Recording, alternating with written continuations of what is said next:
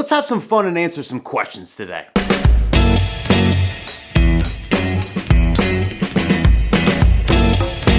What's up, people? Welcome back to the channel. Thank you so much for joining me. So today, we're gonna do a little Q&A. I posted a story on both the Wedding DJ Tips Instagram and my own personal Instagram with a little question thing, ask me anything, and I got a lot of really good questions, and I figured I'd make a little video out of it, and answer all these questions for you. Now, this is definitely one of those videos that I'm really not sure if you guys are gonna watch. I don't know if you're gonna give a shit, so this is an experiment. We'll see what happens. If I missed your question, if I already filmed this and you kind of sent the question afterwards, feel free to send it to weddingdjtips@gmail.com. Any questions in the future, and I'll be looking for all that. And if it seems like you guys care, if it seems like this is something I can do, then I might do this once a month and answer your questions and whatnot and make it a thing. But we'll see. Let's start things off. So GKel says, when or what made you realize F my LVC degree, I'm chasing my dreams? So shout out to GKel. He's a good friend of mine from college. We played football together. We hung out together. We had a lot of great times when we went to college together at LVC, Lebanon Valley College out in central PA. His wife actually helped me get through a lot of my business classes. I cheated off her so much. She was so smart. I probably wouldn't have passed if it wasn't for her. And I ended up doing their wedding later. So, it was such a cool thing, such a cool whirlwind of how life works out in the long run. But anyway, I never been a school person. You know this, GKel. I never been, Mr. Straight A student or anything like that. School's never kind of been my thing. Not that I don't think I'm stupid. It's just I don't know. The whole concept never worked for me. But I went to college because honestly, our system's broken. It kind of sucks. When you're in high school, they kind of tell you, every teacher, every principal, every guidance counselor will tell you basically that if you don't go to college, you're gonna be a loser, So to me, that was my key to being successful in life. I had to go to college. And once you get out of college, you realize that having a bachelor's degree doesn't make anything less easy, It doesn't. It's a struggle no matter what. You have to grind no matter what. And to me, I'd rather grind and struggle and put in that work for something I really love and something that I always dreamed of doing for a living, rather than, something that I went to college for. DJ33 says, how do you deal with bridezillas, brides that want total control of the wedding? I can make a whole video on this, and I probably will, but just for now, to answer your question really quickly, if you have a bridezilla, you just gotta cater to them. You just gotta do extra work to make them happy. It is what it is, but at the end of the day, you're gonna get the greatest review of all time from them. And they will praise you from the mountaintops. They will recommend you to all their friends and family. It's worth it in the long run. There is a lot of extra work involved in quote unquote bridezillas, but it'll be worth it in the long run, trust me. I Am Duggar asks, when there isn't a planner, how do you structure or give feedback for your timeline?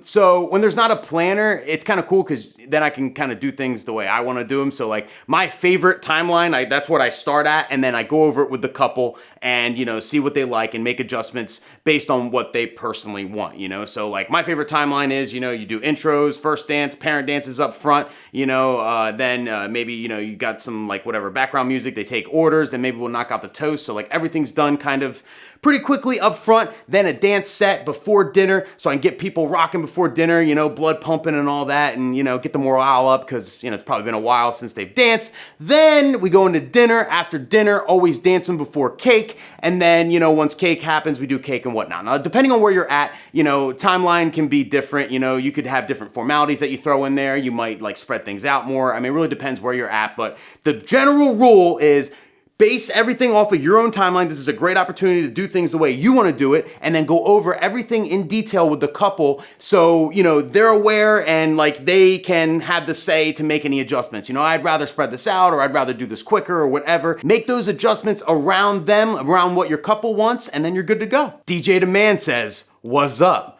What's that? DJ Persist asks, how important is it to have mixes on your site if you are a wedding DJ? I think it's more important than ever to have some kind of content with you DJing on there. I think the average client values a good DJ, values someone who can beat mix, values someone who can really make the songs flow and whatnot. They have an ear for that now. They're just more educated. Years ago, you could say that, no one knew the difference, and that's kind of true.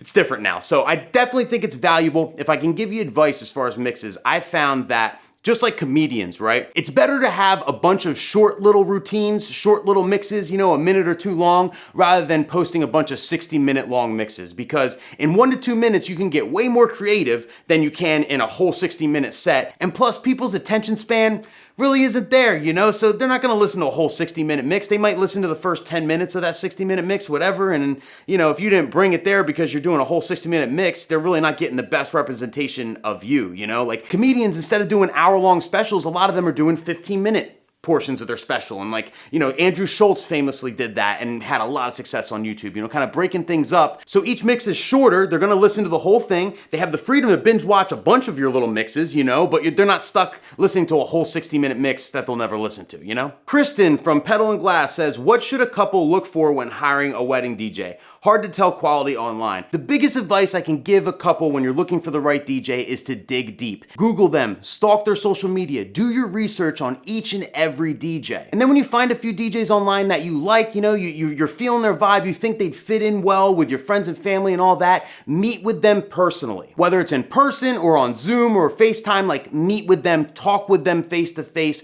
so you can really, really get to know them. Because honestly, if you meet with them and you don't like their personality, when you meet with them, well, guess what? I guarantee you're not gonna like what they say on the mic because personality has a lot to do with that. I guarantee you're not gonna like what they play because personality has a lot to do with that. And at the end of the day, when you've met with a bunch of DJs that you thought might work and everything, try to keep price towards the bottom of the list of who you pick. I know that price is a big thing and everyone has a budget, but try not to make price number one because when you do that, almost always you're not gonna be happy with your decision. DJ Wiggins says, phase, yay or nay?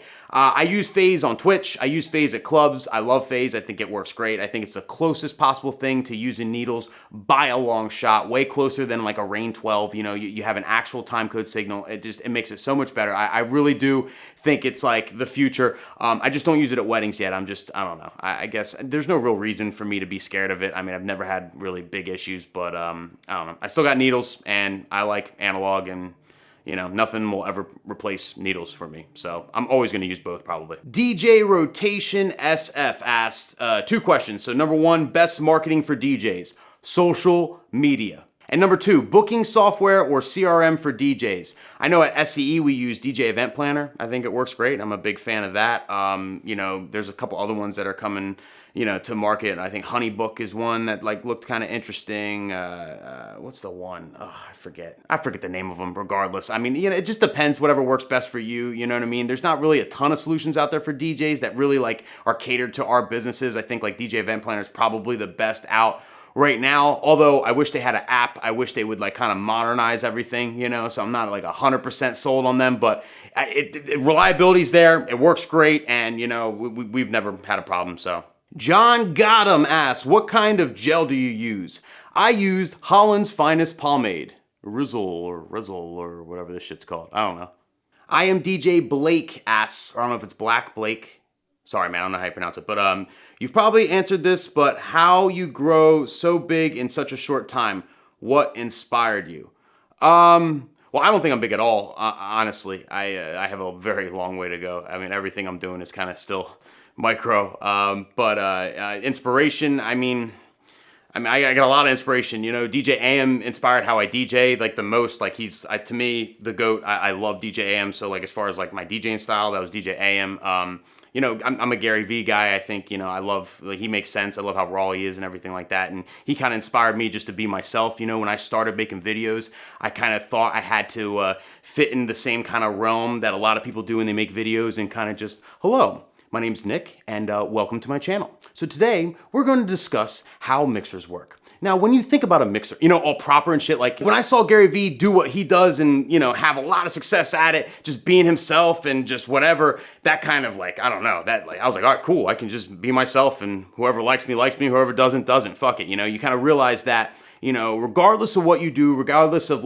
how you handle yourself, how you approach anything, there's gonna be haters and there's gonna be people that love you. So I'd rather people hate me and love me for my true self rather than whatever type of, persona I'm trying to put out there, My girlfriend asks, why do you poop in both bathrooms every morning? Maybe choose and stick to one. Honestly, babe, I like a change of scenery. I like a little variety, okay? So, I switch it up. I don't like to shit in the same place. Frankie asks, do you invest on GameStop. Nah. I didn't. I missed the boat. You know, I thought about it when it was like, you know, going up and shit and all that. But I was like, that's just gonna crash back down. Something's gonna happen. So I got scared and did it. But that's, you know, I'm the worst investor of all time, because like there's probably been a million opportunities I've had where like, oh, I should do that, and I just didn't pull the trigger because I was scared, and I should have. So don't listen to me. I was getting some. But that's it, people. Thanks for sending in the questions and stuff. I got a bunch of great ones. That was a great ass time. Let me know how you like all this in the comments. You know, if it was stupid or if I should do more of them. Totally let me know. I'm down either way. This is like an experiment, like I said. But take care of yourselves. Hit the like button if you like this video. Subscribe for more videos. I'm dropping videos all the damn time. And I'll see you guys at the next one.